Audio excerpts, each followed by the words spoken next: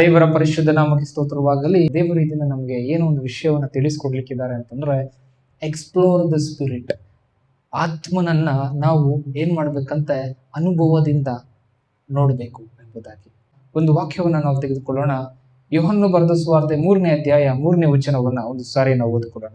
ಅದಕ್ಕೆ ಯೇಸು, ನಾನು ನಿಮಗೆ ನಿಜವಾಗಿ ಹೇಳುತ್ತೇನೆ, ಒಬ್ಬನು ಹೊಸದಾಗಿ ಹುಟ್ಟದಿದ್ದರೆ ಅವನು ದೇವರ ರಾಜ್ಯವನ್ನು ಕಾಣಲಾರನು ಅಂದನು. ಓಕೆ, ಇಲ್ಲಿ ಯೇಸು ಸ್ವಾಮಿ ನಿಕೋದೇಮನ ಹತ್ರ ಹೇಳ್ತಾ ಇದ್ದಾರೆ, ಒಬ್ಬನು ಹೊಸದಾಗಿ ಹುಟ್ಟದಿದ್ದರೆ ಅವನು ದೇವರ ರಾಜ್ಯವನ್ನ ಕಾಣಲಾರನು. He cannot see the kingdom of God. ಈಗ ನಾವು ಅರ್ಥ ಮಾಡ್ಕೊಳ್ಳೋಣ, ಇಲ್ಲಿ ಬಹಳ ಮುಖ್ಯವಾಗಿ ದೇವರು ಆತ್ಮ ನಮ್ಗೆ ಏನ್ ಕಲಿಸ್ಕೊಡ್ತಾ ಇದ್ದಾರೆ ಅಂತಂದ್ರೆ, ಎಕ್ಸ್ಪ್ಲೋರ್ ದ ಸ್ಪಿರಿಟ್.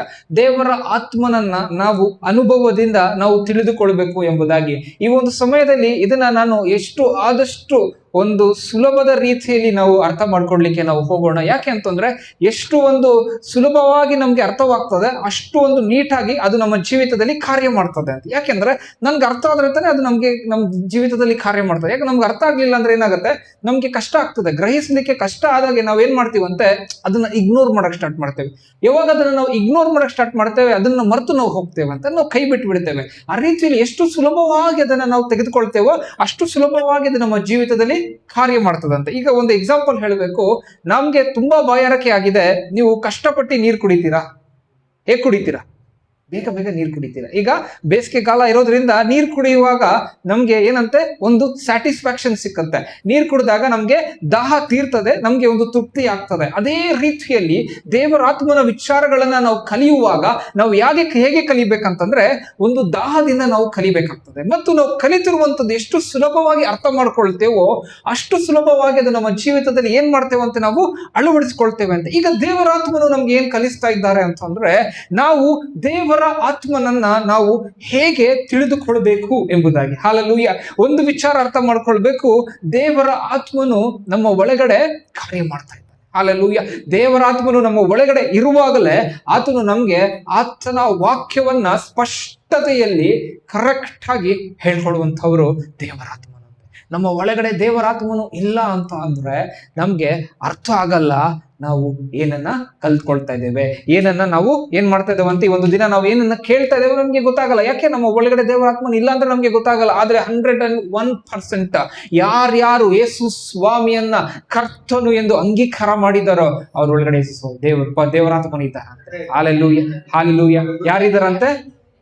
ಪವಿತ್ರಾತ್ಮನು ನಮ್ಮ ಒಳಗಡೆ ಸ್ಪಷ್ಟತೆಯನ್ನ ಕೊಡ್ತಾನೆ, ದೃಢೀಕರಣವನ್ನ ಕೊಡ್ತಾನೆ, 100% ಅಶ್ಯೂರೆನ್ಸ್ ನ ಕೊಡ್ತಾನೆ.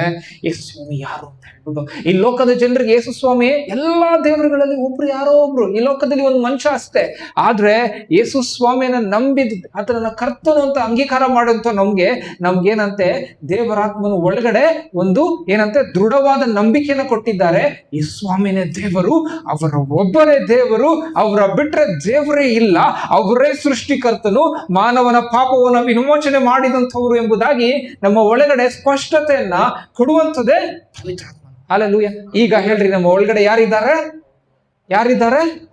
ಪವಿತ್ರಾತ್ಮನು ನಮ್ಮ ಒಳಗಡೆ ಇರುವಾಗ ಈ ಒಂದು ದಿನ ಈಗ ನಾವು ಇನ್ನೊಂದು ವಿಚಾರವನ್ನ ಅರ್ಥ ಮಾಡ್ಕೊಳ್ಬೇಕು. ಪವಿತ್ರ ಆತ್ಮನು ನಮ್ಮ ಒಳಗಡೆ ಇದ್ದಾರೆ ಮತ್ತು ಮನುಷ್ಯನ ಆತ್ಮ ನಮ್ಮ ಒಳಗಡೆ ಇದೆ. ಅಂದ್ರೆ ನಮಗೂ ಕೂಡ ಒಂದು ಆತ್ಮವಿದೆ. ಏನಿರುತ್ತೆ?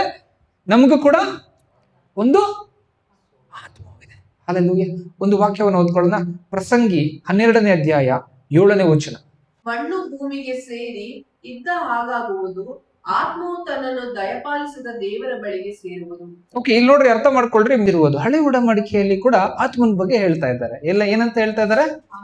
ಆತ್ಮನ ಬಗ್ಗೆ ಹೇಳ್ತಾ ಇದ್ದಾರೆ. ಹೊಸ ಉಡಂಬಡಿಕೆಯಲ್ಲಿ ಆತ್ಮನ ಬಗ್ಗೆ ಹೇಳ್ತಾ ಇದ್ದಾರೆ. ಇದು ಬೇರೆ ಯಾರೋ ಮನುಷ್ಯನ ಆತ್ಮನ ಬಗ್ಗೆ ಅಲ್ಲ, ದೇವರ ಆತ್ಮನ ಬಗ್ಗೆ ಹೇಳ್ತಾ ಇದ್ದಾರೆ. ಈಗ ನಾವು ಅರ್ಥ ಮಾಡ್ಕೊಳ್ಬೇಕು, ಪ್ರಸಂಗಿಯಲ್ಲಿ ಒಂದು ಆತ್ಮನ ಬಗ್ಗೆ ಹೇಳ್ತಾ ಇದ್ದಾರೆ. ಪ್ರಸಂಗಿ 12:7 ಏನಂತೆ, ಮಣ್ಣು ತಿರುಗಿ ಮಣ್ಣಿಗೆ ಸೇರಿ ಪುನಃ ಅದು ಹೇಗೆ ಇತ್ತು ಹಾಗೆ ಆಗ್ತದೆ. ಆದ್ರೆ ಆತ್ಮನ ಎಲ್ಲಿಗೆ ಹೋಗ್ತಾರಂತೆ? ಎಲ್ಲಿಗೆ ಹೋಗ್ತದೆ ಆತ್ಮ? ಅಂದ್ರೆ ಇಲ್ಲಿ ಅರ್ಥ ಮಾಡ್ಕೊಳ್ಬೇಕು, ನಮ್ಮ ದೇಹ ಒಂದು ರೀತಿಯಲ್ಲಿ ಮಣ್ಣಿನಿಂದ ಮಾಡಲ್ಪಟ್ಟಿರುವಂತ ದೇಹ. ಪ್ರತಿಯೊಬ್ಬರು ಸತ್ತ ಮೇಲೆ ಮಣ್ಣಿಗೆ ಹೋಗ್ತಾರೆ, ಆದ್ರೆ ಅವ್ರ ಆತ್ಮ ದೇವರಿಗೆ ಬಳಿಗೆ ಹೋಗ್ತದೆ. ಅಂದ್ರೆ ನಮ್ಮ ಬಳಿ ಏನಿದೆ? ನಮ್ಮ ಬಳಿ ಆತ್ಮ ಇದೆ, ದೇವರಾತ್ಮ ಅಲ್ಲ. ಮೊದಲನೇದಾಗಿ ನಮ್ಮ ಬಳಿ ಆತ್ಮ ಇದೆ. ನಾವು ಬಂದು ಸ್ಪಿರಿಟ್ ಅಂದ್ರೆ ನಾವು ಒಂದು ಆತ್ಮ. ಹಾಲೆಲೂಯ.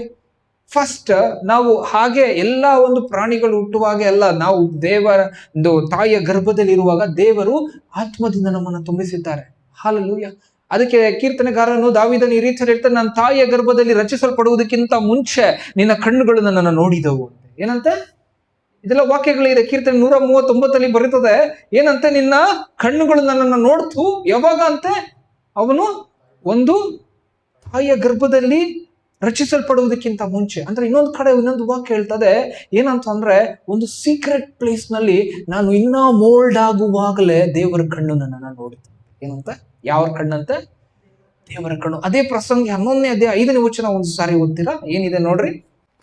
ಗಾಳಿಯ ಗತಿಯನ್ನು, ಗರ್ಭಿಣಿಯ ಗರ್ಭದೊಳಗೆ ಎಲುಬು ಬೆಳೆಯುವ ರೀತಿಯನ್ನು ನೀನು ಹೇಗೆ ತಿಳಿಯುವುದಿಲ್ಲವೋ ಹಾಗೆ ಸರ್ವ ಕರ್ತನಾದ ದೇವರ ಕಾರ್ಯವನ್ನು ಅರಿಯೆ. ಓಕೆ, ಇಲ್ಲಿ ಕೂಡ ಗಾಳಿಯನ್ನ ಯಾರು ತಿಳಿದುಕೊಳ್ಳೋದಕ್ಕೆ ಆಗೋದಿಲ್ಲ ಅಂತೆ. ಗಾಳಿಯ ಗತಿ ಯಾರಿಗೂ ತಿಳಿದುಕೊಳ್ಳೋದಕ್ಕೆ ಆಗಲ್ಲ. ಅದೇ ರೀತಿಯಲ್ಲಿ ಗರ್ಭಿಣಿಯ ಗರ್ಭದೊಳಗೆ ಎಲುಬು ಬೆಳೆಯುವ ರೀತಿಯು, ಅಂದ್ರೆ ಒಂದು ಗರ್ಭಿಣಿಯ ಹೊಟ್ಟೆಯಲ್ಲಿ ಎಲುಬುಗಳು ಬೆಳೀತಾ ಇದೆ ಅಂತಂದ್ರೆ ಒಂದು ಮಗು ಬೆಳೆಯುವುದು ಯಾರಿಗೂ ಕೂಡ ತಿಳ್ಕೊಳ್ಳೋಕೆ ಆಗಲ್ಲ. ಅದೇ ತರ ದೇವರ ಕಾರ್ಯಗಳು ಕೂಡ ಯಾರ ಮನುಷ್ಯನಿಗೂ ಕೂಡ ಗೊತ್ತಾಗೋದೇ ಇಲ್ಲ. ಇದೇ ಮಾತುಗಳನ್ನ ಯೇಸು ಸ್ವಾಮಿ ನಿಕೋದಮನ ಹತ್ರ ಹೇಳ್ತಾ ಇದ್ದಾರೆ. ಯಾಕೆ ಹೇಳ್ತಾ ಇದ್ದಾರೆ? ಯೇಸು ಸ್ವಾಮಿ ಏನಂತ ಹೇಳ್ತಾ ಇದ್ದಾರೆ? ನೀನು ಹೊಸದಾಗಿ ಹುಟ್ಟದಿದ್ದರೆ. ಹಲ್ಲೆಲೂಯ. ಇವಾಗ ನಾವು ನೋಡ್ಕೊಂಡಿದ್ದು ಎಲ್ಲಿಂದ ಹುಟ್ಟಿದ್ದಂತೆ? ತಾಯಿಯ ಗರ್ಭದಲ್ಲಿ ಹುಟ್ಟೋದು ನಾವು ನೋಡಿದ್ರಿ. ತಾಯಿಯ ಗರ್ಭದಲ್ಲಿ ಹುಟ್ಟೋದು ಹೇಗೆ ಅಂತ ನಾವು ನೋಡ್ಕೊಂಡ್ರಿ. ಸೊ ಅದು ಹೇಗೆ ಆಯ್ತು, ಅದು ಏನಾಯ್ತು ಅಂತ ನಾವು ನೋಡ್ಕೊಂಡ್ರಿ. ಆದ್ರೆ ಆ ಗರ್ಭದಲ್ಲಿ ಹುಟ್ಟುವಾಗ ಅಲ್ಲಿ ಒಂದು ಆತ್ಮವಿದೆ. ಆ ಆತ್ಮ ದೇವರಿಂದ ಬಂದಿರುವಂತದ್ದು. ಹಾಲೆಲೂಯ. ಇಲ್ಲಿ ನಾವು 12:7 ನಾವು ನೋಡುವಾಗ ಅಲ್ಲಿ ವಾಕ್ಯ ಹೇಳ್ತದೆ. ಏನಂತಂದ್ರೆ, ಆತ್ಮವು ತನ್ನನ್ನು ದಯಪಾಲಿಸಿದ ದೇವರ ಬಳಿಗೆ ಸೇರುವುದು. ಆತ್ಮನನ್ನ ದಯಪಾಲಿಸಿದವರು ಯಾರು? ಹಾಲೆಲೂಯ. ನಮ್ಮ ಆತ್ಮವಿಗೆ ನಮ್ಗೆ ಆತ್ಮ ಕೊಟ್ಟಿರೋದು ಯಾರು? ದೇವರು. ಅದನ್ನ ದೇವರು ನಮ್ಗೆ ದಯಪಾಲಿಸಿದ ಮೇಲೆ ಅದು ತಿರುಗಿ ದೇವರ ಬಳಿಗೆ ಹೋಗ್ತದೆ. ವಾವ್.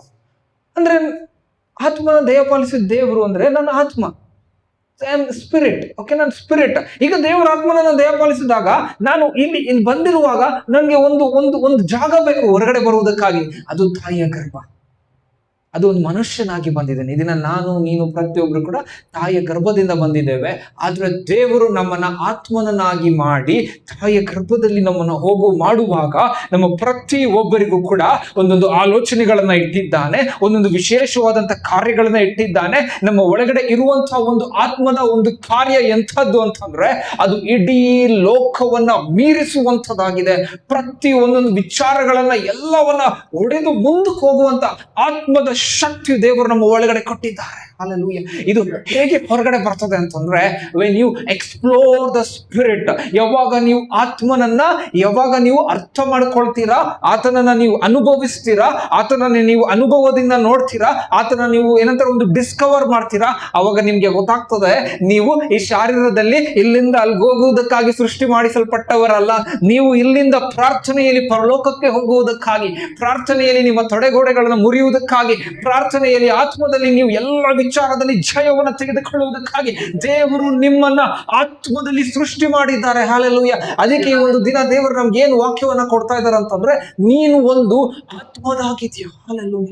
ಯಾಕೆ ಅಂತಂದ್ರೆ ಈಗ ನೀನು ಒಂದು ಆತ್ಮವಾಗಿದ್ಯಾ. ನಿನ್ನನ್ನ ದೇವರು ಹಾಗೆ ಬಿಡ್ಲಿಲ್ಲ, ತನ್ನ ಆತ್ಮದಿಂದ ನಿಮ್ಮನ್ನ ತುಂಬಿಸ್ತಾ ಇದ್ದಾರೆ.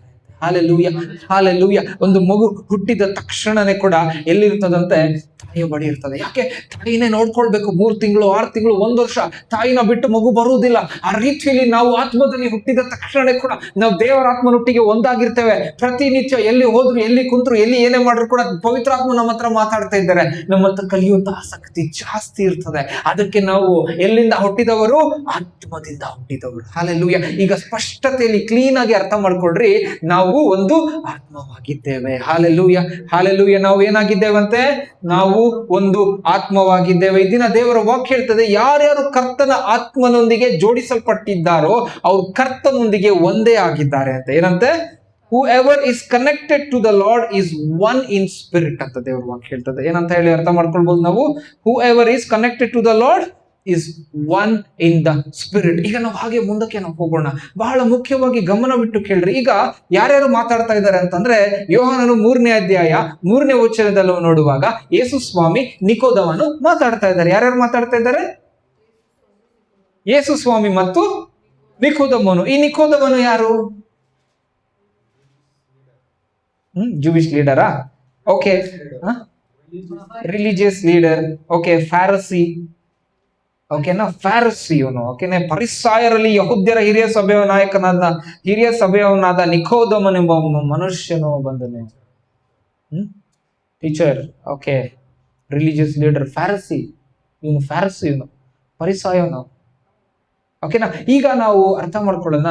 ಇವನು ಹಿರಿಯ ಸಭೆಯದವನಂತೆ, ಹಿರಿಯ ಸಭೆಯರಲ್ಲಿ ನಾಯಕನ ಇವನು ಬಂದಿದ್ದಾನೆ. ಯೇಸು ಸ್ವಾಮಿ ಹತ್ರ ಬಂದು ಕೇಳ್ತಾ ಇದ್ದಾನೆ. ಯಾವಾಗ ಬರ್ತಾ ಇದ್ದಾನೆ? ರಾತ್ರಿ ಹೊತ್ತು ಬರ್ತಾ ಇದ್ದಾರೆ. ರಾತ್ರಿ ಹೊತ್ತು ಬಂದು ಯೇಸು ಸ್ವಾಮಿ ಹತ್ರ ಮಾತಾಡ್ತಾ ಇದ್ದಾನೆ. ಈಗ ನಾವು ಅರ್ಥ ಮಾಡ್ಕೊಳ್ಳೋಣ. ಯೇಸು ಸ್ವಾಮಿ ಹತ್ರ ಮಾತಾಡ್ತಾ ಇದ್ರೆ ಯೇಸು ಸ್ವಾಮಿ ಅವ್ರಿಗೆ ಹೇಳ್ಬೋದಲ್ಲ, ಬೇರೆ ಏನೋ ಹೇಳ್ಬೋದಲ್ಲ.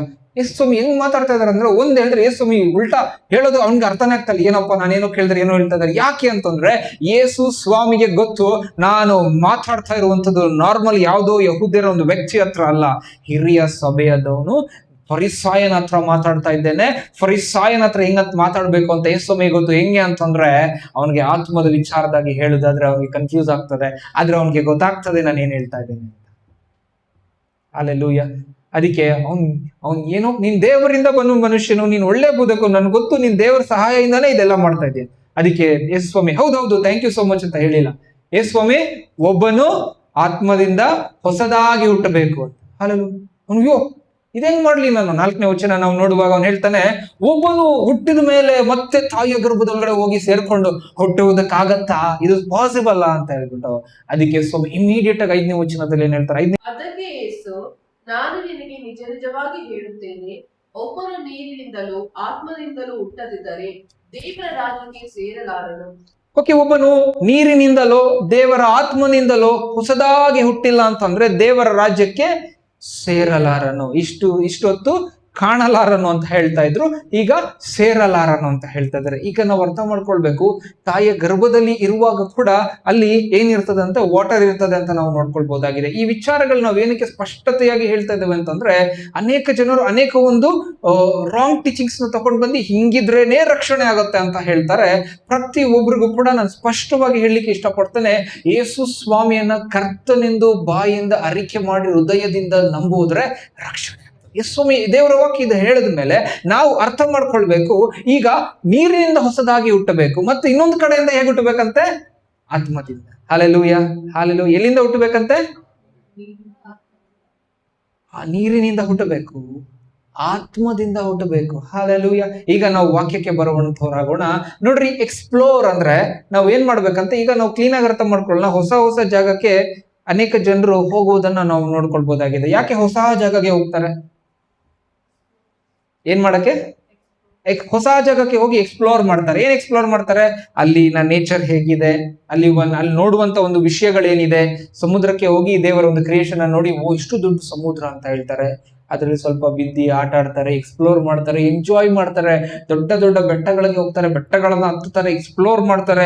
ಮತ್ತು ಏನಂತ ಹೇಳ್ಬೋದು, ಕಾಡುಗಳಿಗೆ ಹೋಗ್ತಾರೆ, ಕಾಡನ್ನ ನೋಡ್ತಾರೆ. ಎಲ್ಲ ಕೂಡ ನೀವು ಏನ್ ಬೇಕಾದ್ರೂ ತಗೊಳ್ರಿ, ಎಲ್ಲ ಕಡೆ ಮನುಷ್ಯನು ಹೋಗಿ ಎಕ್ಸ್ಪ್ಲೋರ್ ಮಾಡ್ತಾನೆ. ಅಂದ್ರೆ ಅದನ್ನ ತಿಳಿದುಕೊಳ್ತಾನೆ, ಅದನ್ನ ಅನುಭವ ಮಾಡ್ತಾನೆ, ಅದರಲ್ಲಿ ಏನಿದೆ ಅಂತ ತಿಳಿದುಕೊಳ್ತಾನೆ. ಇದನ್ನ ಯಾಕೆ ಮಾಡ್ತಾನೆ ಮನುಷ್ಯನು ಅಂತಂದ್ರೆ ಅವನು ತಿಳಿದುಕೊಳ್ಬೇಕು, ಅದನ್ನ ಅನುಭವ ಮಾಡ್ಬೇಕು. ಹಾಲೆಲೂಯ. ಈ ಒಂದು ಸಮಯದಲ್ಲಿ, ಈ ಒಂದು ದಿನ ಟೂರಿಸ್ಟ್ ಒಂದು ಏನಂತ ಹೇಳ್ಬೋದು, ಒಂದು ಇದನ್ನ ನೋಡುವುದಾದ್ರೆ ಬಹಳಷ್ಟು ಒಂದು ದೊಡ್ಡ ಬಿಸ್ನೆಸ್ ಅಂತ ಹೇಳ್ಬೋದು. ಯಾಕಂದ್ರೆ ನಿಮ್ನ ಅಲ್ಲ ಕರ್ಕೊಂಡು ಹೋಗ್ತೀವಿ, ನಿಮ್ನ ಇಲ್ಲಿ ಕರ್ಕೊಂಡು ಹೋಗ್ತೀವಿ, ನಿಮ್ಗೆ ಅದು ತೋರಿಸ್ತೀವಿ, ನಿಮ್ಗೆ ಇದು ತೋರಿಸ್ತೀವಿ. ಅದು ಎಲ್ಲ ರೀತಿಯಲ್ಲಿ ಒಂದು ಬಿಸ್ನೆಸ್ ಕೂಡ ಮಾಡ್ತಾ ಇದಾರೆ. ಜನರು ಕೂಡ ಹೋಗಿ ಅದನ್ನ ಏನ್ ಮಾಡ್ತಾ ಇದಾರೆ, ಒಂದು ಸ್ಯಾಟಿಸ್ಫೈ ಆಗ್ತಾ ಇದಾರೆ, ಹೋಗ್ತಾ ಇದಾರೆ. ಆದ್ರೆ ಈ ಒಂದು ದಿನ ದೇವರ ಆತ್ಮನು ನಮ್ಮನ್ನ ಕರೀತಾ ಇರೋದು ಏನಕ್ಕೆ ಅಂತಂದ್ರೆ, explore the holy spirit. Hallelujah. ನೀವು ಏನನ್ನ ಅನುಭವಿಸ್ರಿ ಅಂತ ಅನುಭವ ಮಾಡ್ರಿ, ಆತ್ಮನ ಅನುಭವ ಮಾಡ್ರಿ. ಮೊದಲನೇ ಸಂಗತಿ, ನೀನೊಂದು ಆತ್ಮ ಅಂತ ನಿಮ್ಗೆ ಗೊತ್ತಾಗ್ಬೇಕು. ನಿಮ್ಮ ಒಳಗಡೆ ದೇವರು ದಯಪಾಲಿಸಿರುವಂತ ಆತ್ಮ ಇದೆ. ಒಂದು ದಿನ ಈ ಶರೀರ ಮಣ್ಣಿಗೆ ಹೋದಾಗ ಆತ್ಮ ದೇವರ ಬಳಿಗೆ ಹೋಗ್ತದೆ. ಹಾಲೆಲೂಯ. ಅದಕ್ಕೆ ದೇವರ ಆತ್ಮ ಏನ್ ಹೇಳ್ತಾ ಇದಾರೆ, ಈಗ ನಾವು ಆತ್ಮದಲ್ಲಿ ಹೊಸದಾಗಿ ಹುಟ್ಟುವಾಗ, ಅಂದ್ರೆ ನಾವು ಈ ಲೋಕದಲ್ಲಿ ಶಾರೀರಿಕದಲ್ಲಿ ಹುಟ್ಟಿದ್ದೇವೆ, ಆದ್ರೆ ಆತ್ಮದಲ್ಲಿ ಹುಟ್ಟಿದ್ದು ಯಾರಿಂದ? ದೇವರ ಆತ್ಮನಿಂದ. ಹಾಲೆಲೂಯ. ನೋಡ್ರಿ, ಅರ್ಥ ಮಾಡ್ಕೊಳ್ಳಿ, ತಾಯಿಯ ಗರ್ಭದಲ್ಲಿಯೂ ಕೂಡ ಆತ್ಮನ್ ಕೊಟ್ಟಿದ್ದು ದೇವರೇ. ಆತ್ಮದಲ್ಲಿ ಹೊಸದಾಗಿ ಹುಟ್ಟುವಂತೆ ಮಾಡ್ತಾ ಇರೋದು ಪವಿತ್ರ ಆತ್ಮನೇ. ಎರಡು ದೇವರ ಕಾರ್ಯ ಮಾಡ್ತಾ ಇದ್ದಾರೆ ನಮ್ಮನ್ನು ಹೊಸದಾಗಿ ಹುಟ್ಟುವಂತೆ. ಹಾಲೆಲೂಯ. 2 ಸಾರಿ ಹುಟ್ಟಿದ್ರೆ 1 ಮರಣ, 1 ಸಾರಿ ಹುಟ್ಟಿದ್ರೆ 2 ಮರಣ. ಏನರ್ಥ? ಅರ್ಥ ಹೇಳ್ತೀರಾ? 2 ಸಾರಿ ಹುಟ್ಟಿದ್ರೆ 1 ಮರಣ, 1 ಸಾರಿ ಹುಟ್ಟ್ರೆ 2 ಮರಣ.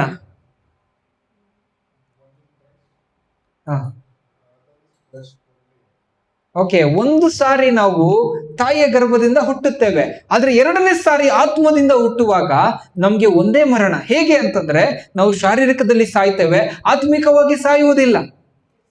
ಹಾಲೆಲೂಯ. ಆದ್ರೆ ತಾಯಿಯ ಗರ್ಭದಿಂದ ಮಾತ್ರ 1 ಸಾರಿ ಹುಟ್ಟಿ ಇನ್ನೊಂದು ಸಾರಿ ಹುಟ್ಟಿಲ್ಲ ಅಂದ್ರೆ, ಆತ್ಮದಲ್ಲಿ ಹುಟ್ಟಿಲ್ಲ ಅಂದ್ರೆ 2 ಮರಣ. ಶಾರೀರದಲ್ಲೂ ಮರಣ, ಆತ್ಮದಲ್ಲೂ ಮರಣ. ಅದಕ್ಕೆ ಏನ್ ಮಾಡ್ಬೇಕಂತ, 2 ಸಾರಿ ಹುಟ್ಟಬೇಕು. ಯಾವುದು? ತಾಯಿಯ ಗರ್ಭದಿಂದ ಹುಟ್ಟೋದು ದೊಡ್ಡ ವಿಷಯ ಅಲ್ಲ. ಹಾಲೆಲೂಯ. ಒಂದು ಮಗು ಹುಟ್ಟಿದೆ ಅಂತ ಫ್ಯಾಮಿಲಿ ಖುಷಿ ಆಗುತ್ತೆ, ಏನು ಒಂದು ಮಗು ಹುಟ್ಟಿದೆ ಅಂತ. ಆದ್ರೆ ಆ ಮಗು ಹುಟ್ಟಿದ ಮೇಲೆ ಆ ಮಗುನ ಬೆಳೆಸೋದು ಅಷ್ಟು ದೊಡ್ಡ ಇಂಪಾರ್ಟೆಂಟ್ ಜವಾಬ್ದಾರಿ. ಹಾಲೆಲೂಯ. ಆ ಮಗು ರಕ್ಷಣೆಗೆ ಬರ್ತದ ಇಲ್ಲ ಅನ್ನೋದೇ ಆ ಮಗುವಿನ ಜೀವಿತದ ಪ್ರಾಮುಖ್ಯವಾದಂತ ಒಂದು ವಿಷಯ.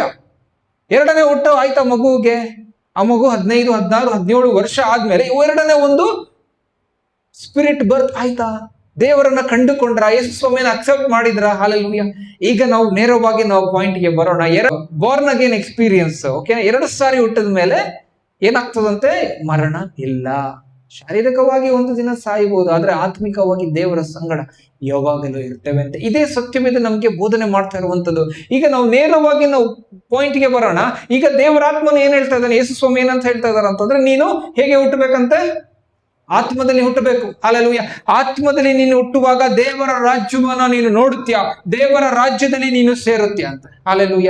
ಈಗ ನಾವು ದೇವರ ರಾಜ್ಯಕ್ಕೆ ನಾವು ಸೇರಲ್ಪಡಬೇಕು ಎಂಬುದಾಗಿ ಈ ಒಂದು ಎಲ್ಲ ವಿಚಾರಗಳನ್ನ ನಾವು ನೋಡಿದ್ದೇವೆ. ಈಗ ನಾವು ನೆಕ್ಸ್ಟ್ ಒಂದು ಇದಕ್ಕೆ ನಾವು ಹೋಗೋಣ. ಇವಾಗ ಒಂದು ಎಕ್ಸಾಂಪಲ್ ನಾವು ತಗೊಳ್ಳೋಣ. ಒಂದು ಮೊಟ್ಟೆನ ತಗೊಳ್ರಿ, ಒಂದು ಕೋಳಿ ಮೊಟ್ಟೆನ ತಗೊಳ್ರಿ. ಆ ಕೋಳಿ ಮೊಟ್ಟೆಯ ಒಳಗಡೆ ಏನಿರ್ತದೆ? ವೈಟ್ ಮತ್ತೆ ಎಲ್ಲೋ. ಓಕೆನಾ? ಒಂದು ಲಿಕ್ವಿಡ್ ಇರ್ತದೆ, ಯೋಕ್ ಇರ್ತದೆ ಅದು. ಸೊ ಇದು ನಮ್ಗೆ ಏನು ಸ್ಪಷ್ಟತೆಯನ್ನ ನೀಡ್ತಾ ಇದೆ ಅಂತಂದ್ರೆ, ಒಂದು ಕೋಳಿ ಮೊಟ್ಟೆ, ಆ ಮೊಟ್ಟೆಯನ್ನ ನಾವು ನೋಡುವಾಗ ಅದ್ರ ಒಳಗಡೆ ಇರುವಂತದ್ದು ಇಂಪಾರ್ಟೆಂಟ್ ಅಲ್ವಾ? ನೀವು ಕೋಳಿ ಮೊಟ್ಟೆನ ತಕೊಂಡು ಒಳಗಡೆ ನಮ್ಗೆ ಬಿಸಾಕ್ಬಿಟ್ಟು ಚಿಪ್ ತಗೊಳ್ತೀರ. ನಮ್ಮ ಶರೀರ ಕೂಡ ಆ ರೀತಿಯಲ್ಲಿ. ಹಾಲೆಲೂಯ. ನಮ್ಮ ಒಳಗಡೆ ಇರುವುದು ಇಂಪಾರ್ಟೆಂಟ್. ಹಾಲೆಲೂಯ. ಯಾಕೆ ಈ ವಿಷಯವನ್ನ ಹೇಳ್ತಾ ಇದ್ದೇನೆ ಅಂದ್ರೆ, ಪ್ರತಿಯೊಂದು ನೇಚರ್ ನಲ್ಲಿ ದೇವರು ಅಡಕವಾಗಿ ಇಟ್ಟಿದ್ದಾರೆ ದೇವರ ಸಂಗತಿಗಳನ್ನ. ಎಲ್ಲಿ ಇಟ್ಟಿದ್ದಾರಂತೆ? ದೇವರ ಸಂಗತಿಯನ್ನು ಪ್ರತಿಯೊಂದು ನೇಚರ್ಲಿ ದೇವರು ಅಡಕವಾಗಿ ಇಟ್ಟಿದ್ದಾರೆ. ಈಗ ನೇರವಾಗಿ ನಾವು ಪಾಯಿಂಟ್ಗೆ ಬರೋಣ. ಒಂದು ಕೋಳಿ ಮೊಟ್ಟೆನ ಇಟ್ಟ ಮೇಲೆ ಆ ಮೊಟ್ಟೆ ಮರಿ ಆಗಕ್ಕೆ ಎಷ್ಟು ದಿನ ಸಮಯ ತಗೊಳ್ತದೆ ಗೊತ್ತಿದ್ರೆ ಹೇಳ್ರಿ ನೋಡೋಣ. ಎಷ್ಟು ದಿನ ಟೈಮ್ ತಗೊಳ್ಬಹುದು? 21 ದಿನ ತಗೊಳ್ತದಂತೆ. ಎಷ್ಟು ದಿನ? 21 ದಿನ ಸಮಯ ತಗೊಳ್ತದೆ. ಏನಾಗಕ್ಕಂತೆ? ಆ ಒಂದು ಮೊಟ್ಟೆ ಕೋಳಿ ಮರಿಯಾಗಿ ಹೊರ ಬರುವುದಕ್ಕೆ ಎಷ್ಟು ದಿನ ಟೈಮ್ ತಗೋತು? ಒಂದು ವೇಳೆ ಆ ಮೊಟ್ಟೆ ಒಡೆದೋದ್ರೆ ಲೈಫ್ ಇಲ್ಲ. ಈಗ ನಾವು ಅರ್ಥ ಮಾಡ್ಕೊಳ್ಬೇಕು, ನಾವು ಕೂಡ ಅದೇ ಕೋಳಿ ಮೊಟ್ಟೆ ಇರುವಂತ ರೀತಿಯಲ್ಲಿ ನಮ್ಮ ಆತ್ಮನ ಒಳಗಡೆ ಕಾಪಾಡ್ಕೊಂಡಿಲ್ಲ ಅಂತಂದ್ರೆ ಒಡೆದೋಯ್ತು ಅಂದ್ರೆ ಮುಗೀತು. ಈಗ ಯಾಕೆ ಮಾತನ್ನ ದೇವರು ನಮ್ಗೆ ಸ್ಪಷ್ಟವಾಗಿ ಹೇಳ್ತಾ ಇದ್ದಾರೆ ಅಂತಂದ್ರೆ, ನೀವು ಜಾಗರೂಕರಾಗಿರ್ರಿ. ಈ ಲೋಕದಲ್ಲಿ ಕೋಳಿ ಮೊಟ್ಟೆ ಕೈಯಲ್ಲಿ ಹಿಡ್ಕೊಂಡು ಕೆಳಗಡೆ ಬಿದ್ದೆ, ಮೊಟ್ಟೆ ಸೇಫ್ ಆಗಿದ್ಯಾ? ಈ ಲೋಕದಲ್ಲಿ ಓಡ್ತಾ ಇದ್ದೆ, ಬಿದ್ದೋದೆ, ನಮ್ಮ ಆತ್ಮ ಸೇಫ್ ಆಗಿರುತ್ತಾ? ಇಲ್ಲ. ಈಗ ನಾನು ನೇರವಾಗಿ ಹೇಳ್ತೇನೆ, ಕೋಳಿ ಆ ಮೊಟ್ಟೆನ ಇಟ್ಟಿದ ತಕ್ಷಣನೇ ಕೋಳಿ ಏನ್ ಮಾಡ್ತದೆ ಅಂತಂದ್ರೆ ಅದಕ್ಕೆ ಕಾವು ಕೊಡ್ತದೆ. ಏನ್ ಮಾಡ್ತದೆ? ಎಷ್ಟು ದಿನ ಕಾವು ಕೊಡ್ತದೆ? 21 ದಿನ ಕಾವು ಕೊಡ್ತದೆ. ಆಗ್ಲೇ ನಾನು ಹೇಳಿದ ಪ್ರಕಾರ ಎಷ್ಟು ಒಂದು ಡಿಗ್ರಿ ಅಂದ್ರೆ 37 ಸೆಲ್ಸಿಯಸ್ ಅಂತೆ. ಓಕೆನಾ? 37 ಡಿಗ್ರಿ ಕಾವು ಅದಕ್ಕೆ ಬೇಕಂತೆ. ಯಾವ್ದಕ್ಕೆ? ಮೊಟ್ಟೆಗೆ. ಅದು ಕಾವು ಕೊಟ್ಟಿ ದಿನಾಗ್ಲೂ ಕಾವು ಕೊಟ್ಟಿ 21 ದಿನ ಆದ್ಮೇಲೆ ಮರಿ ಚಾಡೆ ಬಂತು. ಈಗ ನಾನು ಏನ್ ಹೇಳ್ತಾ ಇದ್ದೇನೆ ಅಂತಂದ್ರೆ, ನಾವು ಆತ್ಮದಲ್ಲಿ ಹುಟ್ಟಿದ ಮೇಲೆ ಮೊಟ್ಟೆ ಹೊರಗಡೆ ಬಂದ ತಕ್ಷಣ ಮರಿ ಬರುತ್ತೆ ಅಂತ ಬಿಟ್ಬಿಟ್ಟು ತಾಯಿ ಹೋಗ್ಬಿಟ್ರೆ, ಕೋಳಿ ಹೋಗ್ಬಿಟ್ರೆ ಅದು ಮರಿ ಬರಲ್ಲ. ಕಾವು ಬೇಕು. ಅದೇ ರೀತಿಯಲ್ಲಿ ನಾವು ಆತ್ಮದಿಂದ ಹುಟ್ಟಿದ ಮೇಲೆ ನಮ್ಗೆ ಈ ಲೋಕದಲ್ಲಿ ಬಿಡೋ ನಾನು ಹೆಂಗೋ ಇರ್ತೀನಿ ಅಂದ್ರೆ ಆಗಲ್ಲ. ನಮ್ಗೆ ದೇವ್ರ ವಾಕ್ಯ ಬೇಕು. ಪವಿತ್ರಾತ್ಮ ನಮ್ಗೆ ಕಾವು ಕೊಡ್ತಾ ಇರ್ತಾರೆ.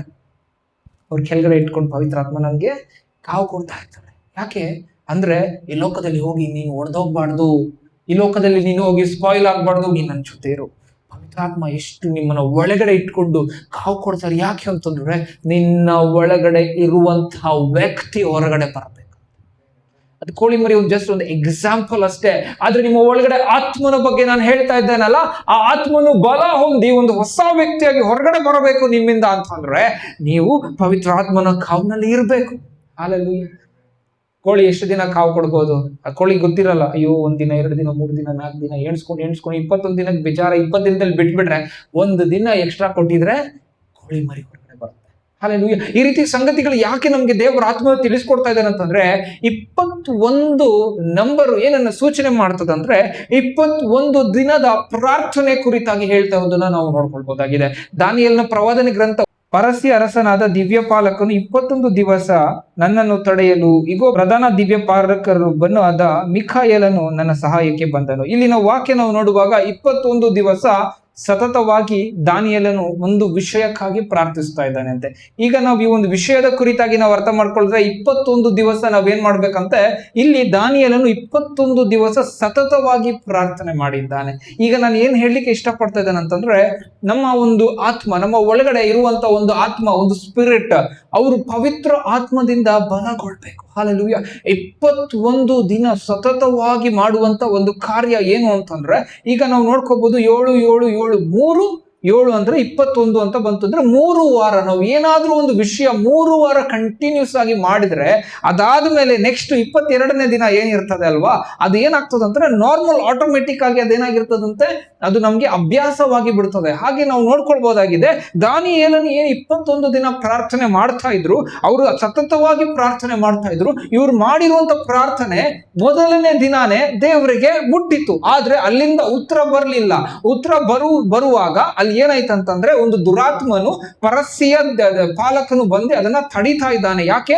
ಉತ್ತರ ಯಾರಿಗೆ ಹೋಗ್ಬಾರ್ದಂತೆ? ದಾನಿಯೇಲಗೆ ಹೋಗ್ಬಾರ್ದು. ಆದ್ರೆ ದಾನಿಯೇಲ್ ಏನ್ ಮಾಡ್ತಾನೆ, 21 ದಿನ ಪ್ರಾರ್ಥನೆ ಮಾಡುವಾಗ ಅಲ್ಲಿಂದ ಮಿಖಾಯೇಲನು ಏನಂತೆ, ಒಂದು ಯುದ್ಧ ಮಾಡುವಂತ ದೇವದೂತನು ಬಂದು ಅವರನ್ನ ತಡೆದು, ಆಗ ಗಬ್ರಿಯೇಲನನ್ನ ಬಿಡುಗಡೆ ಮಾಡಿದಾಗ ಗಬ್ರಿಯೇಲನು ಬಂದು 21 ದಿನ ಆದ್ಮೇಲೆ ದಾನಿಯೇಲನಿಗೆ ಇರುವಂತ ವಿಷಯಗಳನ್ನ ಪ್ರಾರ್ಥನೆ ಉತ್ತರವನ್ನ ಕೊಡ್ತಾ ಇದ್ದಾರೆ ಎಂಬುದಾಗಿ ನಾವು ನೋಡ್ಕೊಳ್ಬಹುದಾಗಿದೆ. ನಾವು ಯಾರಾದ್ರೂ ಯಾವ್ದಾದ್ರು ಒಂದು ವಿಷಯಕ್ಕಾಗಿ ನಾವು ಪ್ರಾರ್ಥನೆ ಮಾಡುವಾಗ ನಾವು ಕೆಲವೊಂದು ಸಮಯಗಳನ್ನ ನಾವು ಪ್ರಾರ್ಥನೆ ಮಾಡ್ತೇವೆ, ಕೆಲವೊಂದು ದಿನಗಳು ನಾವು ಪ್ರಾರ್ಥನೆ ಮಾಡ್ತೇವೆ, ಆಮೇಲೆ ನಾವು ಒಂದು ವಿಚಾರ ಕುರಿತಾಗಿ ಮತ್ತೆ ಹೋಗ್ತೇವೆ. ಯಾಕೆ? ನಾವು ಅನ್ಕೊಳ್ತೇವೆ ದೇವರ ಚಿತ್ತ ಇಲ್ಲ, ದೇವರು ಇದನ್ನ ಮಾಡೋದಿಲ್ಲ ಬಿಡು ಅಂತ ಹೇಳ್ಬಿಟ್ಟು. ಆದ್ರೆ ನಾನು ಈ ಒಂದು ದಿನ ನಿಮ್ ಪ್ರತಿಯೊಬ್ಬರಿಗೆ ಹೇಳಿಕ್ಕೆ ಇಷ್ಟಪಡ್ತೇನೆ, ಎಕ್ಸ್ಪ್ಲೋರ್ ದ ಸ್ಪಿರಿಟ್ ಅಂತಂದ್ರೆ ಆತ್ಮನ ಅನುಭವದಿಂದ ನೀವು ನೋಡಬೇಕು ಅಂತಂದ್ರೆ ಯು ನೀಡ್ ಟು ಅಂಡರ್ಸ್ಟ್ಯಾಂಡ್, ನಿಮ್ಗೆ ಅರ್ಥವಾಗಬೇಕು ನಿಮ್ಮ ಒಳಗಡೆ ಇರುವಂತಹ ದೇವರ ಆತ್ಮನು ಎಂಥವರು ಅಂತ ಅಂದ್ರೆ ಅವರು ನಮಗೆ ಪ್ರತಿಯೊಂದು ಸಮಯದಲ್ಲಿಯೂ ಕೂಡ ಒಂದು ಕನೆಕ್ಷನ್ ಅನ್ನು ಇಟ್ಟುಕೊಂಡಿರ್ತಾರೆ. ಹಾಲೆಲೂಯ. ನಮ್ಮ ಒಳಗಡೆ ಒಂದು ಕನೆಕ್ಷನ್ ಅನ್ನು ಇಟ್ಕೊಂಡಿರ್ತಾರಂತೆ. ಈಗ ನೇರವಾಗಿ ನಾನು ಹೇಳ್ತೇನೆ, 21 ದಿನ ಒಂದು ಕೋಳಿ ತನ್ನ ಮರಿಗೆ ಅಂದ್ರೆ ತನ್ನ ಒಂದು ಮೊಟ್ಟೆಗೆ ಕಾವು ಕೊಟ್ಟು ಹೇಗೆ ಮರಿ ಹೊರಗಡೆ ಬರ್ತದೋ ಆ ರೀತಿಯಲ್ಲಿ ನಾವು ಕೂಡ 21 ದಿನ ಸತತವಾಗಿ ದೇವರ ಆತ್ಮನೊಟ್ಟಿಗೆ ಅನ್ಯೋನ್ಯತೆಯಲ್ಲಿ ನಾವು ಇರುವಾಗ 22ನೇ ದಿನ ನಾವು ಕಷ್ಟಪಡುವುದು ಬೇಡ, ದೇವರ ಆತ್ಮನ ಒಟ್ಟಿಗೆ ನಾವು ನಡೆದುಕೊಂಡು ನಾವು ಹೋಗ್ತೇವೆ. ಯಾಕೆ ಒಂದು ವಿಚಾರಗಳನ್ನ ಹೇಳ್ತಾ ಇದ್ದಾರೆ ಅಂತಂದ್ರೆ 22ನೇ ದಿನ ಹೊಸ ಜೀವ. ಹಾಲೆಲೂಯ. 21 ದಿನ ಆ ಮೊಟ್ಟೆಯಾಗಿತ್ತು, 22ನೇ ದಿನ ಅದೊಂದು ಮರಿ ಆಗಿದೆ, ಒಂದು ಕೋಳಿ ಮರಿ ಆಗಿದೆ. ಹಾಲೆಲೂಯ. ಈಗ ಮರಿ ಹೊರಗಡೆ ಬಂದಾಗ ಅದಕ್ಕೆ ಶಕ್ತಿ ಇದೆಯಾ? ಈಗ ಮರಿ ಹೊರಗಡೆ ಬಂದಾಗ ಮರಿಗೆ ಎಲ್ಲಾ ಗೊತ್ತಾ? ಆ ಮರಿ ಏನ್ ಗೊತ್ತಾ? ಇನ್ನ ಚಿಕ್ಕದು, ಇನ್ನ ಅದಕ್ಕೆ ಏನ್ ಮಾಡ್ಬೇಕು? ತಾಯಿ ನೋಡ್ಕೊಳ್ಬೇಕು, ಅದನ್ನು ರೆಕ್ಕೆಯಲ್ಲಿ ನೋಡ್ಕೊಳ್ಬೇಕು, ಎಲ್ಲೇ ಹೋದ್ರೂ ಕೂಡ ನೋಡ್ಕೊಳ್ಬೇಕು. ಇದೇ ರೀತಿಯಲ್ಲಿ ದೇವರ ಆತ್ಮನಿಂದ ಹುಟ್ಟಿರುವಂತ ಪ್ರತಿ ಒಬ್ಬರಿಗೂ ಕೂಡ ದೇವರ ಆತ್ಮನ ಆಶ್ರಯ ಬೇಕು, ದೇವರ ಆತ್ಮನ ನಡೆಸುವಿಕೆ ಬೇಕು, ದೇವರ ಆತ್ಮನ ಪರಿಪೂರ್ಣತೆ ಬೇಕು. ಹಾಲೆಲೂಯ.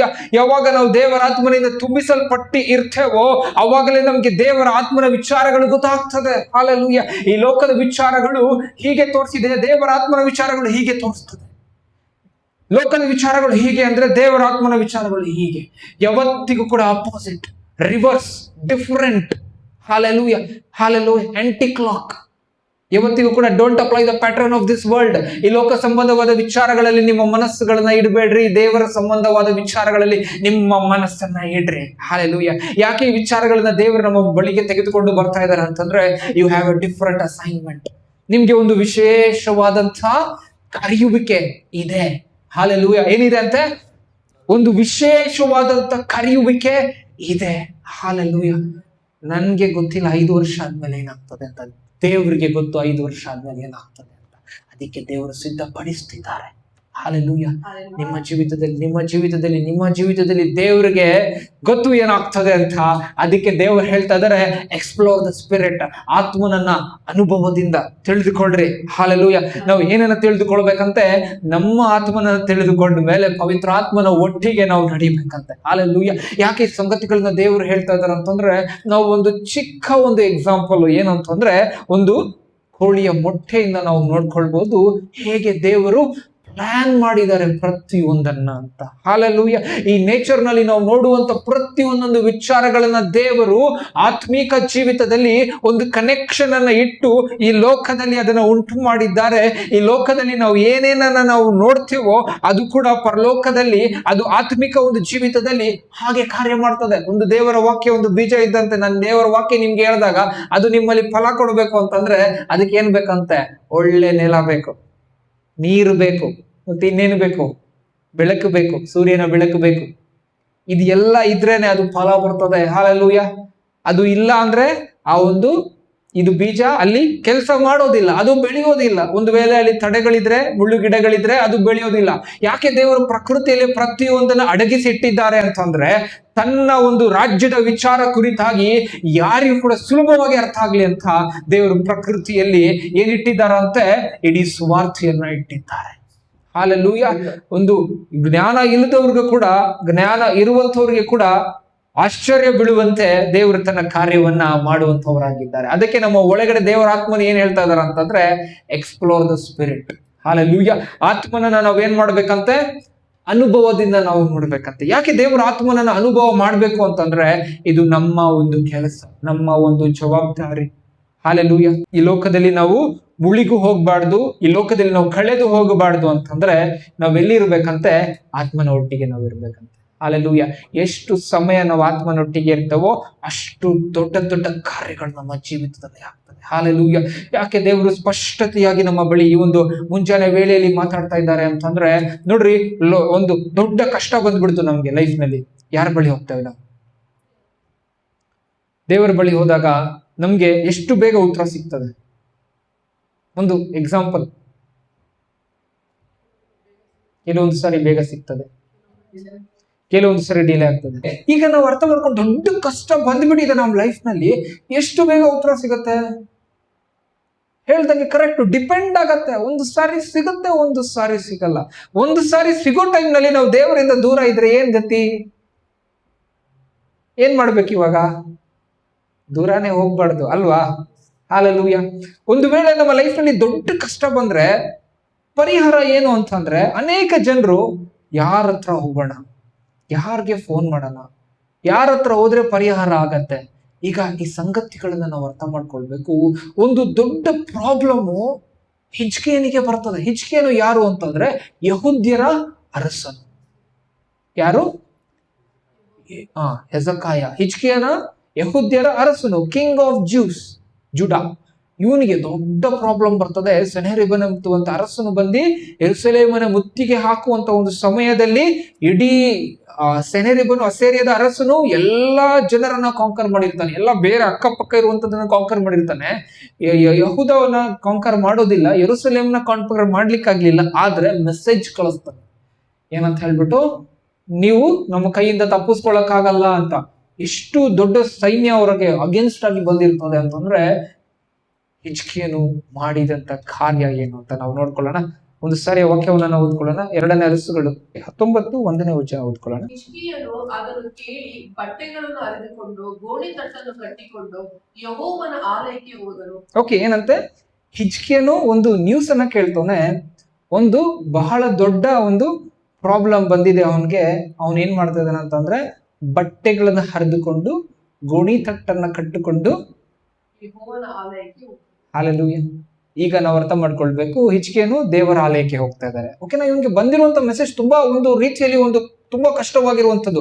ಈಗ ಈ ವಾಕ್ಯವನ್ನ ನಾವು ಕೇಳುವಾಗ ನಾವು ಅರ್ಥ ಮಾಡ್ಕೊಳ್ಬೇಕು, ಹಿಜ್ಕೀಯನಿಗೆ ಪ್ರಾಬ್ಲಮ್ ಬಂದಾಗ ಹೋಗಿದ್ದು ದೇವಾಲಯಕ್ಕೆ, ಮತ್ತೆ ಒಂದು ಮೆಸೇಜ್ ಕಳಿಸ್ತಾನೆ ಯೆಶಾಯ ಹತ್ರ, ಪ್ರವಾದಿ ಹತ್ರ. ಸೊ ಇದೆಲ್ಲ ಬಂದಾಗ ಒಂದು ದೊಡ್ಡ ಜಯ ಸಿಗ್ತದೆ ಹಿಜ್ಕೀಯನಿಗೆ. ಹಿಜ್ಕೀಯನಿಗೆ ಏನಂತ ಹೇಳ್ಬಿಟ್ಟು ಅಂದ್ರೆ, ಈ ಒಂದು ಅರಸನು ಇರ್ತಾನಲ್ಲ, ಇವನ ಒಂದು ಕಮಾಂಡರ್ ರಬಾಕ್ಷೆ ಅನ್ನುವಂಥವನು ತುಂಬಾ ದೇವರಿಗೆ ಕೆಟ್ಟದಾಗಿ ಮಾತಾಡಿರ್ತಾನೆ. ನಿಮ್ಮ ದೇವರು ನಮ್ಮ ಕೈಯಿಂದ ನಿಮ್ಮನ್ನ ಬಿಡಿಸೋದಕ್ಕಾಗಲ್ಲ, ಬೇರೆ ದೇವತೆಗಳನ್ನ ಎಲ್ಲ ಕೂಡ ಏನ್ ಮಾಡಿದ್ದಾರೆ, ನಮ್ಮ ರಾಜ ಮಣ್ಣು ಪಾಲ್ ಮಾಡಿದ್ದಾನೆ, ಅವ್ರಿಗೆ ನೀರು ಕುಡಿಸ್ಬಿಟ್ಟಿದ್ದಾನೆ. ನಮ್ಮನ್ನ ಏನ್ ಅನ್ಕೊಂಡಿದ್ದೀರಾ, ನಾವು ಬೇಕಾದ್ರೆ ನಿಮ್ಮನ್ನ ಸಂಪೂರ್ಣವಾಗಿ ನಾಶ ಮಾಡ್ತೇವೆ, ನಿಮ್ಮನ್ನ ಕಾಂಕರ್ ಮಾಡ್ತೇವೆ ಅಂತ ಹೇಳಿ ಒಂದು ಭಯವನ್ನ ಹುಟ್ಟಿಸಿ ದೇವರಿಗೆ ವಿರುದ್ಧವಾಗಿ ಮಾತಾಡೋದಕ್ಕೆ ದೇವರು ಏನ್ ಮಾಡ್ತಾರ ಅಂತಂದ್ರೆ, ದೇವರು ಒಂದು ಮೆಸೇಜ್ ಅನ್ನ ಕಳಿಸ್ತಾ ಇದ್ದಾರೆ, ಯೆಶಾಯನ ಮುಖಾಂತರವಾಗಿ ಹಿಜ್ಕೀಯನಿಗೆ ಕಳಿಸ್ತಾ ಇದ್ದಾರೆ. ಈ ಮೆಸೇಜ್ ಯಾರಿಗೆ ಅಂದ್ರೆ ಸೆನ್ಹೆರೀಬನಿಗೆ. ಅವ್ರು ಹೇಳ್ತಾ ಇದ್ದಾರೆ, ಯಾರನ್ನ ನೋಡಿ ನೀನು ಒದರಿದ್ದಿ. ಹಾಲೆಲೂಯಾ. ವಾಕ್ಯವನ್ನ ನಾವು ನೋಡ್ಕೊಳ್ಳೋಣ. ನೀನು ಯಾರನ್ನು ನಿಂದಿಸಿ ಯಾರನ್ನು ದೂಷಿಸಿದಿ, ಯಾರಿಗೆ ವಿರುದ್ಧವಾಗಿ ಬಾಯಿ ತೆರೆದು ಒದರಿದಿ, ನೀನು ಸೊಕ್ಕಿನಿಂದ ನೋಡಿದ್ದು ಯಾರನ್ನು, ಇಸ್ರಾಯೇಲರ ಸದರ್ಭ ಸ್ವಾಮಿಯನ್ನಲ್ಲವೇ.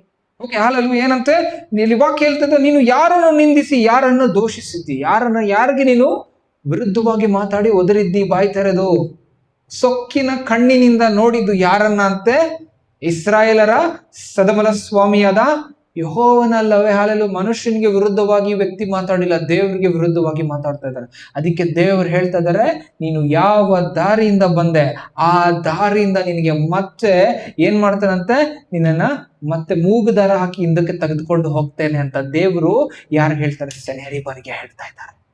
ಹಾಲೆಲೂಯಾ.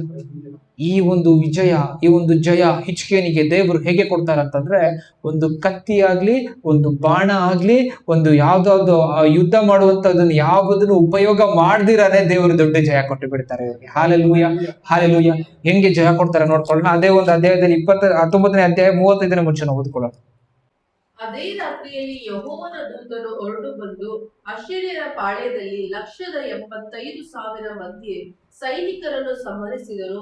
ಅಶ್ಶೂರ್ಯರು ಬೆಳಿಗ್ಗೆ ಎದ್ದು ನೋಡುವಲ್ಲಿ ಪಾಳ್ಯ ತುಂಬಾ ಹೆಣಗಳಿದ್ದವು. ಬೆಳಿಗ್ಗೆ ಎದ್ದು ನೋಡಿದಾಗ ಎಲ್ಲ ಕೂಡ ಪಾಳ್ಯದ ತುಂಬಾ ಏನಿತ್ತಂತೆ, ಹೆಣಗಳು. ಏನಾಯ್ತು ಒಂದು ರಾತ್ರಿಯಲ್ಲಿ? ಏನಾಯ್ತು? ಯಾಕೆ 21 ದಿನ ಆದ್ಮೇಲೆ ಬರ್ಬೋದಾಗಿತ್ತಲ್ಲ? ಯಾಕೆ ಒಂದೇ ರಾತ್ರಿಯಲ್ಲಿ ದೇವರು ಬಂದ್ರು? ಯಾಕೆಂದ್ರೆ ಹಿಜ್ಕೀಯನು ದೇವರೊಟ್ಟಿಗೆ ಇಟ್ಟಂತ ಒಂದು ಕನೆಕ್ಷನ್. ನಾನು ದಾನಿಯಲ್ ಕನೆಕ್ಷನ್ ಇಟ್ಟಿಲ್ಲ ಅಂತ ಹೇಳ್ತಲ್ಲ, ದಾನಿಯಲ್ಗೆ ಸಮಯ ತಗೊಳ್ತು, ಆದ್ರೆ ಹಿಜ್ಕೀಯನಿಗೆ ಅದೇ ರಾತ್ರಿಯಲ್ಲಿ ಉತ್ತರ ಬರ್ತಾ ಇದೆ. ದೇವರು ಉತ್ತರ ಕೊಡ್ತಾ ಇದ್ದಾರೆ. ಅದೇ ರಾತ್ರಿಯಲ್ಲಿ ಬಂದಂತ ಯೆಹೋವನ ದೂತನು 1,85,000 ಅಶ್ಮೋರದ ಸೈನಿಕರನ್ನ ಸಂಹಾರ ಮಾಡಿದ್ರಂತೆ. ಹಾಲೆಲೂಯಾ. ಹಾಲೆಲೂಯಾ. ಯಾಕೆ ಈ ವಿಷಯಗಳನ್ನ ಹೇಳ್ತಾ ಇದ್ದಾರೆ ಅಂದ್ರೆ, ನಮಗೆ ಕಷ್ಟ ಬಂದಾಗ ನಾವು ಸಿದ್ಧರಾಗಿ ಇರಬೇಕು. ದೇವರಾತ್ಮನ ಒಟ್ಟಿಗೆ ಇರುವಾಗ, ಕನೆಕ್ಷನ್ ಅಲ್ಲಿ ಇರುವಾಗ ನಮ್ಗೆ ಜಯ ಸಿಗ್ತದೆ. ಹಾಲೆಲೂಯಾ. ಕಷ್ಟ ಬಂದು ದೇವರಿಂದ ದೂರ ಹೋಗಿ ಆಮೇಲೆ ಕಷ್ಟ ಬಂದಾಗ ದೇವರ ಹತ್ರ ಹೋಗೋದಕ್ಕಾಗಿ ಕಷ್ಟ ಪಡುವುದಕ್ಕಿಂತ ಮುಂಚೆ ದೇವರೊಟ್ಟಿಗೆ ಇರಬೇಕು. ಹಾಲೆಲೂಯಾ. ಈ ವಿಷಯಗಳನ್ನ ದೇವರು ಯಾಕೆ ಮಾತಾಡ್ತಾ ಇದ್ದಾರೆ ಅಂತಂದ್ರೆ, ಇನ್ನೊಂದು ಸಂಗತಿಯನ್ನ ನಾನು ಹೇಳಿ ಮುಗಿಸ್ತೇನೆ. ಬರೋ ವಾರ ನಾನು ಕಂಟಿನ್ಯೂ ಮಾಡ್ಲಿಕ್ಕಿದ್ದೇನೆ. ಈ ಒಂದು ವಿಚಾರದಲ್ಲಿ ಏನು ದೇವರಾತ್ಮನು ನಮ್ಮ ಕೂಡ ಮಾತಾಡ್ತಾ ಇದ್ದಾರೆ ನೋಡ್ರಿ. ಎಕ್ಸ್ಪ್ಲೋರ್ ದ ಸ್ಪಿರಿಟ್ ನಾವು ನೋಡ್ಕೊಂಡಿದ್ದೇವೆ. ಮತ್ತೆ ಇದರಲ್ಲಿ ಇರುವಂತ ಸಂಗತಿಗಳು ಏನು ಅಂತಂದ್ರೆ, ಎಕ್ಸ್ಪೀರಿಯನ್ಸ್ ದ ಸ್ಪಿರಿಟ್, ಇನ್ನೊಂದು ಎಕ್ಸ್ಪೆಕ್ಟ್ ದ ಸ್ಪಿರಿಟ್, ನಾಲ್ಕನೇ point explosion in the spirit. ಈ ಸಂಗತಿಗಳನ್ನ ದೇವರು ನಮ್ಮ ಹತ್ರ ಮಾತಾಡ್ಲಿಕ್ಕಿದ್ದಾರೆ. ಬರೋ ವಾರ ಕಲಿತಾ ಇರುವಂತಹ ಒಂದು ವಿಷಯ, ದೇವರಾತ್ಮನು ವಿಶೇಷವಾಗಿ ನಮ್ಮ ಹತ್ರ ಮಾತಾಡ್ತಾ ಇದ್ದಾರೆ. ನೋಡ್ರಿ, ನಾವು ಈ ವಾಕ್ಯ ಮುಗಿಸ್ತಾ ಇರುವಾಗ ಬರೋ ವಾರ ನಾವೇನ್ ಕಲಿತಾ ಇದ್ದೇವೆ ಅಂತ ನಾವು ನೋಡ್ಕೊಂಡು ಮುಗಿಸ್ಕೊಳ್ಳೋಣ. ನೋಡ್ರಿ, 9 ತಿಂಗಳು ಒಂದು ತಾಯಿ ತನ್ನ ಗರ್ಭದಲ್ಲಿ ತನ್ನ ಮಗುವನ್ನ ಹೊರ್ತಾಳೆ. ಹೌದಲ್ಲ? ಎಷ್ಟು ತಿಂಗಳು? 9 ತಿಂಗಳು ಹೊರುವುದುಂಟು. ಆ 9 ತಿಂಗಳು ಹೊರುವಂತ ಒಂದು ಸಮಯ, ಒಂದು ಕಾಲ, ಅದು ಒಂದು ರೀತಿಯಲ್ಲಿ ಆ ಒಂದು ಜರ್ನಿ ಹೇಗೆ ಇರ್ತದೆ ತಾಯಿಗೆ ಅಂತಂದ್ರೆ ಅವ್ರಿಗೆ ಗೊತ್ತು. ಹೌದಲ್ಲ? ಒಂದೊಂದು ತಿಂಗಳು ಕಳೀತಾ ಇರುವಾಗ ಒಂದೊಂದು ರೀತಿಯಲ್ಲಿ ಚಾಲೆಂಜಸ್ ಬರ್ತದೆ. ಆದ್ರೆ ಒಂದು ಕಡೆ ಖುಷಿ ಕೂಡ. ಹೌದಲ್ವಾ? ಒಂದು ಕಡೆ ಖುಷಿ, ಒಂದು ಕಡೆ ಕಷ್ಟ. ಹಾಲೆಲೂಯ. ದೇವರ ಆತ್ಮದಿಂದ ನಾವು ತುಂಬಿಸಲ್ಪಡುವಾಗ ಒಂದೊಂದು ಸಮಯದಲ್ಲಿ ನಮ್ಗೆ ಆತ್ಮದಲ್ಲಿ ಹೊಸದಾಗಿ ಹುಟ್ಟುವಾಗ ಒಳಗಡೆ ನಮ್ಗೆ ಏನಂತ ಬೆಳವಣಿಗೆಯ ಒಂದು ಖುಷಿ. ಆದ್ರೆ ಲೋಕದಲ್ಲಿ ನಮ್ಗೆ ಏನಾಗ್ತದೆ ಅಂದ್ರೆ ಕಷ್ಟವಾಗ್ತದೆ. ಹಾಲೆಲೂಯ.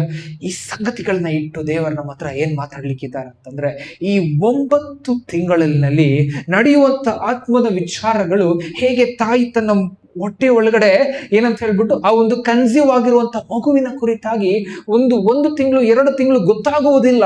ಅದೇ ರೀತಿಯಲ್ಲಿ ಏನಂತ ಹೇಳ್ಬಿಟ್ಟು ಅಂದ್ರೆ ನಮ್ಗೆ ದೇವರ ಆತ್ಮನ ಒಟ್ಟಿಗೆ ನಾವು 1 ತಿಂಗಳು 2 ತಿಂಗಳು ಕಾಲ ಕಳೆಯುವಾಗ ನಮ್ಗೆ ಗೊತ್ತಾಗೋದಿಲ್ಲ. ಹಾಲೆಲೂಯ. 3 ತಿಂಗಳ ಆದ್ಮೇಲೆ ನಮ್ಗೆ ಗೊತ್ತಾಗ್ತದೆ, ದೇವರೊಟ್ಟಿಗೆ ಒಡನಾಟ ನಮ್ಗೆ ಗೊತ್ತಾಗ್ತದೆ. ಅದೇ ರೀತಿಯಲ್ಲಿ ಆ 9 ತಿಂಗಳು ದೇವರು 9 ರಹಸ್ಯಗಳನ್ನ ನಮ್ಗೆ ಕಲಿಸಲಿಕ್ಕಿದ್ದಾರೆ. ಹಾಲೆಲೂಯ. ಈ 9 ರಹಸ್ಯಗಳನ್ನ ದೇವರು ನಮ್ಗೆ ಕಲಿಸಿಕೊಟ್ಟ ಮೇಲೆ ನಾವು ದೇವರ ಆತ್ಮನ ಒಟ್ಟಿಗೆ ನಡೀಬಹುದು, ವಾಕ್ಯವನ್ನ ಸಾರಬಹುದು, ಪ್ರಾರ್ಥನೆಯನ್ನ ಮಾಡಬಹುದು. ನಮ್ಮ ಜೀವಿತದಲ್ಲಿ ಹಿಚ್ಕೇನಿಗೆ ದೇವರು ಜಾಗ ಕೊಟ್ಟಂತೆ ನಮ್ಗೆ ಕೊಡ್ತಾರೆ. ಹಾಲೆಲೂಯ. ಯಾವ ಒಂದು ಸನ್ನಿವೇಶ ಕೂಡ ನಿಮ್ಮ ಜೀವಿತದಲ್ಲಿ ದೊಡ್ಡದಾಗಿ ಕಾಣಿಸುವುದೇ ಇಲ್ಲ. ನೀವು ಎಲ್ಲ ವಿಚಾರಗಳಲ್ಲಿ ಪೂರ್ಣ ಜಯಶಾಲಿಗಳಾಗ್ತೀರಾ, ಅಭಿವೃದ್ಧಿಯನ್ನ ಹೊಂದುತ್ತೀರಾ. ಯಾಕೆ ಅಂದ್ರೆ ನೀವು ಕನೆಕ್ಟ್ ಆಗಿರುವುದು ಈ ಲೋಕದಲ್ಲಿ ಯಾವುದೋ ಒಂದು ವಿಚಾರದಲ್ಲಿ ಅಲ್ಲ, ದೇವರ ಆತ್ಮ. ಹಾಲೆಲೂಯ. ದೇವರು ತನ್ನ ಆತ್ಮನನ್ನೇ ನಮ್ಗೆ ಹೇಗೆ ಕೊಟ್ಟಿದ್ದಾರೆ ಅಂತಂದ್ರೆ ಹೇರಳವಾಗಿ, ಮಿತಿ ಇಲ್ಲದೆ ದೇವರ ಆತ್ಮನು ನಮ್ಗೆ ಕೊಟ್ಟಿದ್ದಾರೆ ಅಂತ. ಹೇಗೆ ಕೊಟ್ಟಿದ್ದಾರಂತೆ? ಮಿತಿ ಇಲ್ಲದೆ ಕೊಟ್ಟಿದ್ದಾರಂತೆ. ಹಾಲೆಲೂಯ. ಇವಾಗ ನಾನು ಹೇಳ್ತೇನೆ, ಮಿತಿ ಇಲ್ಲದೆ ನೀರ್ ತಗೊಂಡ್ ಬನ್ರಿ ಅಂದ್ರೆ ಹೆಂಗ್ ತರಕಾಗುತ್ತೆ?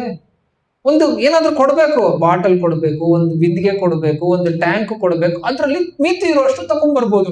ದೇವರಾತ್ಮ ಪರಲೋಕದಿಂದ ಮಿತಿ ಇಲ್ಲದೆ ದೇವರು ಕೊಟ್ಟಿದ್ದಾರೆ ಅಂದ್ರೆ ನಮ್ಗೆ ಎಷ್ಟು ಕೊಟ್ಟಿದ್ದಾರೆ ಆಲೋಚನೆ ಮಾಡಕ್ ಆಗೋದಿಲ್ಲ. ಆದ್ರೆ ನಾವು ಆಲೋಚಿಸ್ಬೇಕು. ಮಿತಿ ಇಲ್ಲ ಅಂತಂದ್ರೆ ನಮ್ ಕೂಡ ಮಿತಿ ಇಲ್ಲದೆ ಇರೋ ರೀತಿಯಲ್ಲಿ ಸಿದ್ಧರಾಗುವಾಗ ದೇವರಾತ್ಮನು ನಮ್ಗೆ ತನ್ನ ಆತ್ಮವನ್ನು ಹೇರಳವಾಗಿ ಸುರಿಸಿ ನಮ್ಗೆ ನೆಕ್ಸ್ಟ್ ಲೆವೆಲ್ಗೆ ಕರ್ಕೊಂಡು ಹೋಗ್ಲಿಕ್ಕಿದ್ದಾರೆ. ಹಾಲೆಲೂಯ. ಹಾಲೆಲೂಯ. ಬರೋ ತಿಂಗಳು ನಾವು ಕಲಿಯುವಂತ ಸಂಗತಿ 9 ರಹಸ್ಯಗಳು ದೇವರ ಆತ್ಮನನ್ನ ಎಕ್ಸ್ಪ್ಲೋರ್ ಮಾಡ್ಲಿಕ್ಕೆ. ಹಾಲೆಲೂಯ. ಬರೋವಾರ ನಾವು ಈ ಒಂದು ಟಾಪಿಕ್ ಅಲ್ಲಿ ನಾವು ಕಂಟಿನ್ಯೂ ಮಾಡ್ಕೊಂಡು ದೇವರ ಆತ್ಮ ನಮ್ಮ ಹತ್ರ ಏನ್ ಮಾತಾಡ್ತಾರೆ ನಾವು ನೋಡ್ಕೊಳ್ಳೋಣ. ಈ ಒಂದು ಸಮಯದಲ್ಲಿ ದೇವರು ಈ ವಾಕ್ಯವನ್ನು ಕೊಟ್ಟದಕ್ಕಾಗಿ ನಾವು ದೇವರಿಗೆ ಸ್ತೋತ್ರ ಸಲ್ಲಿಸ್ತೇನೆ. ನಾವು ಇರುವಂತ ಸ್ಥಳಗಳು ನಮ್ಮ ಕಣ್ಣುಗಳಿಂದ ಮುಚ್ಚಿ ನಾವು ಪ್ರಾರ್ಥನೆ ಮಾಡ್ಕೊಳ್ಳೋಣ. ಪರಿಶುದ್ಧನಾದ ದೇವರ ಅದ್ಭುತವಾಗಿ ದೇವರ ನೀವು ಮಾತಾಡೋದಕ್ಕಾಗಿ ನಿಮ್ಗೆ ಕೋಟಿ ಸ್ತೋತ್ರ ತಂದೆ. ಸ್ವಾಮಿ ಕರ್ತನೆ, ಹೇಗೆ ದೇವರು ಸ್ವಾಮಿ ಒಂದು ಆತ್ಮದಲ್ಲಿ ನಾವು ನಿಮ್ಮನ್ನ ಎಕ್ಸ್ಪ್ಲೋರ್ ಮಾಡಬೇಕು, ನಿಮ್ಮ ಕುರಿತಾಗಿ ತಿಳ್ಕೊಳ್ಬೇಕು, ನಿಮ್ಮ ಮಾರ್ಗದಲ್ಲಿ ನಡಿಬೇಕು ಎಂಬುದಾಗಿ ನೀವು ತಿಳಿಸ್ಕೊಡ್ತೀವಿ ದೇವ್ರೆ. ಅದಕ್ಕಾಗಿ ನಿಮ್ಗೆ ಕೋಟಿ ಸ್ತೋತ್ರ ತಂದೆ. ಈ ವಾಕ್ಯಗಳು ದೇವರ ಸ್ವಾಮಿ ಅಪ್ಪ ನಾವು ಸುಮ್ಮನೆ ಕೇಳಿ ದೇವರ ಸ್ವಾಮಿ ಇಲ್ಲೇ ಬಿಟ್ಟು ಹೋಗದಂತೆ ಅಪ್ಪ ವಾಕ್ಯವನ್ನ ನಾವು ಹಿಡಿದು ಕರ್ತನೆ, ಆ ವಾಕ್ಯದಲ್ಲಿ ನಾವು ನಡೆದು ಕರ್ತನೆ, ಆ ವಾಕ್ಯದಲ್ಲಿ ನಾವು ಬಲಗೊಂಡು ಸ್ವಾಮಿ ಅಪ್ಪ ದೇವರ ಕರ್ತನೆ ನಾವು ಜೀವಿಸುವಂತ ದೇವ್ರೆ, ನೀವು ಇಲ್ಲಿ ನೆರೆದು ಬಂದಿರುವಂತ ನಮ್ಮ ಪ್ರತಿ ಒಬ್ಬರೊಬ್ಬರನ್ನ ನೀವು ಆಶೀರ್ವದಿಸಿ ಮುನ್ನಡೆಸಬೇಕಾಗಿ ಪ್ರಾರ್ಥಿಸ್ತೇನೆ ಕರ್ತನೆ. ಯಾವುದೇ ತಡೆಗಳಿರುವುದಾದ್ರೆ ಯೇಸು ಕ್ರಿಸ್ತನ ನಾಮದಲ್ಲಿ ಅದನ್ನು ಮುರಿದು ಹಾಕ್ತೇವೆ ದೇವ್ರೆ. ನಿನ್ನ ಆತ್ಮನ ನಡೆಸುವಿಕೆ ನಮ್ಮ ಸಂಗಡ ಯಾವಾಗ ಇರುವಂತೆ ಆಶೀರ್ವದಿಸಬೇಕಾಗಿ ನಿಮ್ಮ ಹಸ್ತಗಳಲ್ಲಿ ಸಂಪೂರ್ಣವಾಗಿ ಎಲ್ಲ ವಿಚಾರಗಳನ್ನು ಒಪ್ಪಿಸಿಕೊಡ್ತೇವೆ. ಯೇಸುವಿನ ನಾಮದಲ್ಲಿ ಪ್ರಾರ್ಥಿಸ್ತೇವೆ ತಂದೆಯಾದ ದೇವರೇ, ಆಮೇನ್.